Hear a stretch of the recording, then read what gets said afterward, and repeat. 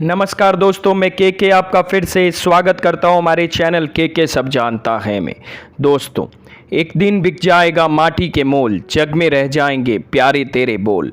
Hindi cinema के चंद बेहद आध्यात्मिक और प्रभावशाली गीतों को गाने वाले मुकेश ने हर तरह के गीत गाए।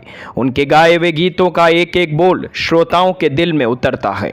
मुकेश का बचपन से सपना एक गायक बनने का ही था। इसके लिए उन्होंने शुरुआत से ही तैयारियां की थी। उनके पिता के सपने मुकेश को लेकर कुछ और थे, लेकिन मुकेश का मन तो गायकी में ही लगता था। कई तरह के मतभेदों को झेलते हुए मुकेश ने आखिरकार अपने सपने को पूरा किया और आज उन्हें उनके गाए गीतों के लिए दुनिया याद करती है।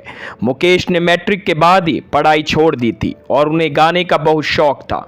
जब वह अपने स्कूल के कार्यक्रम में गाया करते थे तब उनके दोस्त रोशन हारमोनियम बजाते थे। मुकेश एक गायक बनना चाहते थे, जबकि उनके पिता जोरावर चंद माथुर चाहते थे कि मुकेश एक सिविल इंजीनियर बने।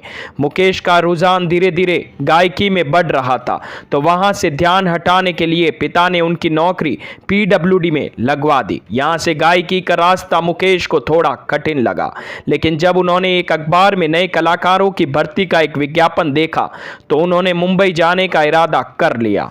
मुकेश को मुंबई जाकर 5 साल बाद कामयाबी मिली। उसी दौरान उन्हें एक गुजराती व्यापारी की लड़की सरला से प्रेम हो गया। न तो सरला के पिता मुकेश से शादी करवाने के लिए तैयार थे और न ही मुकेश के पिता। इसलिए इन दोनों ने भागने का फैसला किया और मंदिर में अपने चचेरे भाई मोतीलाल की उपस्थिति में शादी कर ली। मुकेश की बहन की शादी थी तो उसमें गाने बजाने का प्रोग्राम चल रहा था। जब लड़के वालों ने थोड़ी जिद की तो मुकेश ने LK सहगल के कुछ गाने गुनगुना दिए। उस शादी में फिल्मी दुनिया के भी कुछ जाने माने लोग आए हुए थे। जब उन्होंने मुकेश को गाते हुए सुना तो उन्होंने सोचा कि क्यों ना मुकेश को अपनी फिल्म में बतौर हीरो शाइन कर लिया जाए। उस समय अभिनेता अभिनय भी करते थे और गाते भी थे। इस ऑफर के साथ वह लोग मुकेश के पिता से मिले। उनसे कहा कि आपका बच्चा बहुत ही हुनरमंद है और उसे हम काम देना चाहते हैं। पहले तो मुकेश के पिता को लगा कि वह सब कहने की बातें हैं, लेकिन बाद में उन्होंने मुकेश को अपना मुकद्दर आजमाने के लिए उनके साथ भेज दिया।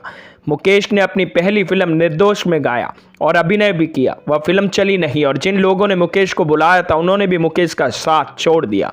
वह कंपनी भी बंद हो गई। बाद में मजबूरी में मुकेश को शेर दलाली और मेवा बेचने वाले जैसे कोई छोटे मोटे काम करने पड़े। मुकेश को पहली बार अपने चचेरे भाई मोतीलाल के लिए गाने का मौका फिल्म पहली नज़र में मिला। वर्ष 1943 में आई इस फिल्म में मुकेश ने गीत गाया। उन्होंने गीत तो गा दिया, लेकिन बाद में इस गीत को रिलीज करने के लिए फिल्म के निर्देशक मजहर खान आनाकानी करने लग गए। वह कहने लगे कि वह इस गीत को रिलीज नहीं कर सकते। इस बात से मुकेश को थोड़ी हैरानी हुई। फिर उन्होंने कहा कि उन्होंने यह गीत एक शानदार अभिनेता के लिए गाया है, इसमें दिक्कत क्या है। इस पर मजहर खान ने कहा कि मोतीलाल अक्सर चुलबुले किरदार करते हैं, इसलिए उन पर यह दुख भरा गाना जच नहीं रहा। जब फिल्म के बाकी कलाकारों ने मजहर खान को समझाया तो वह गीत की एक शर्त पर रिलीज करने के लिए तैयार हुए। उन्होंने कहा अगर यह गीत सिनेमाघरों में लोगों को पसंद नहीं आया तो 1 हफ्ते बाद फिल्म के इस गीत को निकाल देंगे। लेकिन मुकेश का गाया गाना लोगों को बहुत पसंद आया और वहां से मुकेश की गाड़ी चल पड़ी। सुरों की मलिका लता मंगेशकर मुकेश को अपना भाई मानती थी। सिर्फ मानती ही नहीं थी बल्कि वह हर साल उन्हें राखी भी बांधा करती थी। मुकेश ही वह शख्स थे जिन्होंने लता को अपना कैरियर बनाने में मदद की थी। वह दौर कुछ ऐसा था जब लता को लोग उनकी पतली आवाज की वजह से पसंद नहीं करते थे और बहुत सी जगहों पे उन्हें नकारा जा चुका था। जब मुकेश ने लता की आवाज पहली बार सुनी तो उन्होंने लता को नौशाद से मिलवाया। मुकेश के कहने पर नौशाद ने फिल्म अंदाज के 6 गाने शमशाद बेगम की जगह लता मंगेशकर को गाने को दिए। वहां से लता को भी पहचान मिलना शुरू हो गई।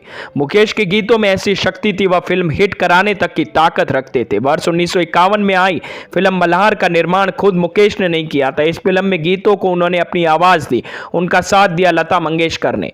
फिल्म में कलाकार कोई बड़े नहीं थे, लेकिन यह फिल्म फिर भी हिट साबित हुई। दरअसल इस फिल्म के गीत बहुत लोकप्रिय हुए, जिनके दम पर यह फिल्म चल गई। लेकिन वहां से मुकेश को अभिनेता बनने की भी चाहत फिर से जागने लगी थी। उन्होंने वर्ष 1953 में आई फिल्म माशूका को बतौर अभिनेता साइन कर लिया। वह इस फिल्म के गीतों पर ही मोहित हुए थे। हालांकि उस जल्दबाजी में वह फिल्म के निर्माता का कॉन्ट्रैक्ट पढ़ना भूल गए। दरअसल कॉन्ट्रैक्ट में लिखा था कि इस फिल्म का हिस्सा रहते हुए अगले 3 साल तक मुकेश ना तो कोई गीत गा सकेंगे और ना ही किसी फिल्म में काम कर सकेंगे। इस फिल्म को बनने में भी 3 साल लगे, लेकिन मुकेश ने कॉन्ट्रैक्ट तोड़ दिया था। हिंदी फिल्म के शोमैन कहे जाने वाले राज कपूर ने जब अपनी फिल्म आग से शुरुआत की तो उस फिल्म में कुछ गीत मुकेश ने ही गाए थे। यहीं से राज कपूर और मुकेश में गहरी मित्रता हो गई। राज कपूर खुद कहा करते थे कि शरीर वह है और उनकी आवाज़ मुकेश है। जब राज कपूर अपने बेटे ऋषि कपूर के लिए फिल्म बॉबी बना रहे थे तो राज कपूर चाहते थे कि इस फिल्म के गाने मुकेश गाए, लेकिन मुकेश ने उस फिल्म में गीत गाने से इनकार कर दिया। उन्होंने कहा कि चिंटू की उम्र अभी बहुत कम है, उसके लिए एक नई आवाज़ की ज़रूरत है। मुकेश ने बताया वह एक गायक को जानते हैं जो इस फिल्म की गीत भली भांति गा सकता है। मुकेश ने राज कपूर को शैलेंद्र सिंह का नाम सुझाया। फिल्म के गीत शैलेंद्र सिंह ने गाए और हिट भी हुए। इसके लिए राज कपूर ने मुकेश के पार की नज़र की भी खूब तारीफ की थी। एक बार मुकेश विदेशी दौरे पर थे। उस समय देश के जाने माने संगीत निर्देशकों की जोड़ी कल्याण जी आनंद जी को एक गीत रिकॉर्ड करना था। उन्होंने सोचा कि मुकेश को इतनी जल्दी नहीं आ सकते, इसलिए फिलहाल किसी और से उस गीत को रिकॉर्ड करवाया जाए। तब उन्होंने उस गीत को मनर उदास से रिकॉर्ड करवाया। जब मुकेश विदेश दौरे से लौटे तो कल्याण जी आनंद जी ने उसे गीत को फिर से रिकॉर्ड करने के लिए स्टूडियो में बुलाया। जब मनर उदास का गाया हुआ गाना मुकेश ने सुना तो उन्होंने उस गीत को दोबारा गाने से मना कर दिया।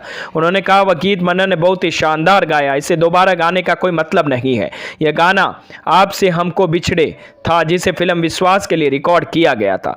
एक कामयाब गायक होने के साथ साथ मुकेश के बारे में लोगों ने एक राय बना रखी थी कि वह शास्त्रीय गीत नहीं गा सकते, लेकिन जब उन्होंने चंदन सा बदन चंचल चितवन गाया तो शास्त्रीय गीतों पर उनकी बुराई करने वाले सभी लोगों को उनका मुंह बंद करना पड़ा। जब इस गाने की रिकॉर्डिंग करने के लिए मुकेश स्टूडियो पर आए तो वह मर्सिडीज से आए थे।